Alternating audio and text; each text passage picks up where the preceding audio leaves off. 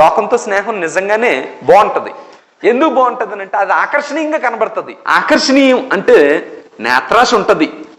ఆకర్షణీయం అంటే మనం దీని గురించి ఏదో పెద్ద బైబిల్ పండితం అవ్వక్కర్లేదండి. మీ పిల్లల్ని మీరు చూస్తే మీకు తెలిసిపోద్దండి.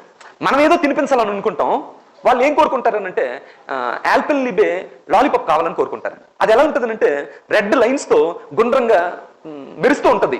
ఇప్పుడు అది అది అది ఇబ్బందికరమైంది, ఇప్పటికి తీయగున్న రాత్రి అంతా దగ్గుతావు అనేది నీకు తెలుసు కాబట్టి వాడికి ఏం చెప్తావనంటే అరే అది వద్దు అని చెప్తావండి. కానీ వాడి కన్ను ఏం కోరుకుంటుంది, నాకు అదే కావాలని.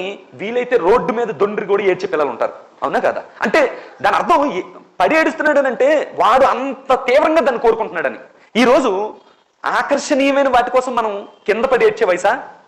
కానీ ఎంత తీవ్రంగా నీ మనసులో అది ఉంటుంది అనేది కింద పడి ఏడవేమో కానీ అంతే తీవ్రమైన ఆశ నువ్వు కలిగి ఉంటావు. దేని విషయంలో?